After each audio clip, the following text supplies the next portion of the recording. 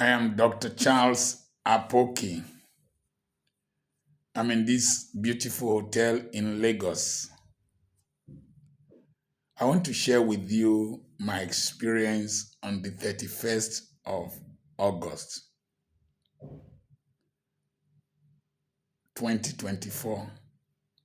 Number one, I broke one of my principles and I suffered dearly for it. I usually go to airports 2 hours before the time. But this day, there was environmental sanitation, and I don't like begging people or apologizing for offenses. So I waited till 10 that the environmental sanitation would end. As we were driving down, my driver missed the way before we turned around and all that, and I missed my flight. I was supposed to speak today, 1st of September in Lagos. Fortunately for me, one of the days I was landing in the airport at Warri, at Osubi, a young man demanded to take a picture with me. And I did. And this young man was the one who was able to arrange a 6:30 flight for me. I paid 200,000 because I called my PA, Pastor Abraham, who was able to handle the transaction and paid with his money. As I've said previously, empower those around you. My manager in my real estate business, I've empowered him. He's a millionaire.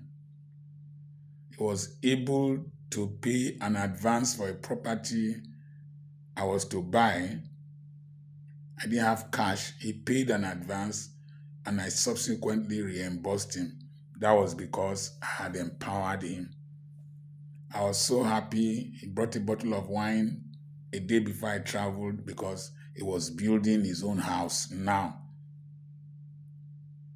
Pastor Abraham was able to pay for the flights and I was able to fly. In the midst of the disappointment, I had an appointment that would not have worked if I had flown. So I went to that appointment, and that was to speak to Government College Old Boys 1989 class, their 25th reunion. Thank God I kept that appointment and I spoke to them. And that removed guilt from my mind because I'm very, very indebted to Government College Ughelli. It's one of the best decisions my parents made concerning my life. There were some experiences there, but number one, that class, the 1989 class, who entered that school 35 years ago, called their former teachers that were still alive and rewarded them, gave them cash gifts, gave them awards. But there was one outstanding thing they did. They introduced one man. He didn't look like a former teacher. He was looking very ordinary. And they called him Rice Man. When he entered, Rice Man, Rice Man, Rice Man, Rice Man.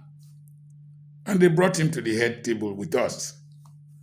So, as they were giving awards to the people, they now called Rice Man out. I made inquiries. Who is this Rice Man? I couldn't get the name initially. I thought it was Linesman. I was wondering whether I was a games master. Rice Man came into the compound, Government College Ughelli. Our compound is 1 mile square, big, with several student hostels, with several students. Riceman saw and a business opportunity. He was an opportunity entrepreneur. You know, you have necessity entrepreneur, you have opportunity entrepreneur. Riceman realized that the students might not be eating enough. Their boys, they might want to eat extra. So he was cooking rice in the campus, in the compound, and these boys will go and buy rice. Some of them were confessing that day, yesterday, they will buy and not even pay. Rice man did not mind. He was giving them rice. So they called him Rice Man. Now, these students did not forget Rice Man. They called him out, gave him an amount. By the time I left there, Rice Man would have gotten close to 500,000 naira from only a class. And they said they would relocate him from his present accommodation, give him a good place to be cooking and selling his rice, and hopefully Rice Man should get close to 1 million naira donations from one class. Just a class out of the various classes, because at Government College Ughelli, we have each class has its own association, its own unit. Each city has its own old boys association.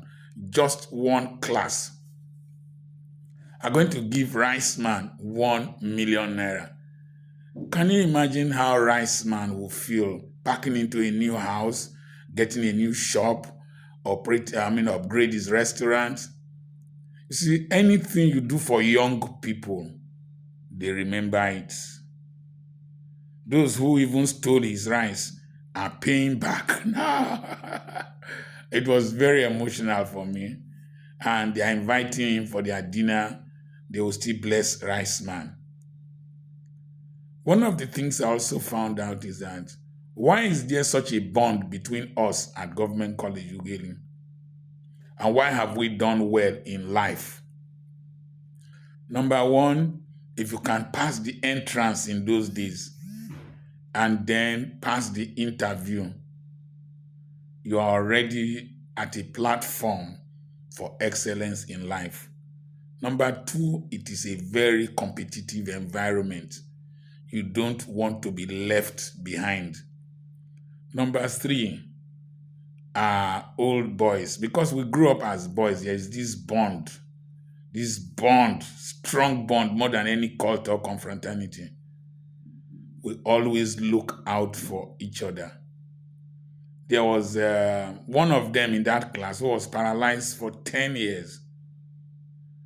The classmates went there, sorted out his problems, rewarded his wife who was taking care of him. That is the way we are at Government College Ughelli. That is the way we are as a group. And if you didn't attend Government College Ughelli, you lost a great deal. We are trying to take over the school and run it with the government so as to retain the same tradition and principle. There's a spirit in that place, a spirit of excellence, a spirit of unity. The next thing is that when you run institutions with values intentionally. Government College Ughelli is founded and patterned after Eton College in the United Kingdom. Eton College was founded in 1441 to 1442 AD by King Henry VI to produce leadership for the UK. Eton College has produced 20 prime ministers. It is called the midwife of British aristocracy. So also, government college has produced a lot of prominent Nigerians. Arik Airline, owned by an old boy. Um, Airpeace, owned by an old boy. Vanguard by an old boy. This Day by an old boy. Arise TV by an old boy. And several other companies. One of the ways to build a nation is to build institutions that build men. And Prelipson rightly said that if you want to destroy a nation, you don't need atomic bombs or missiles.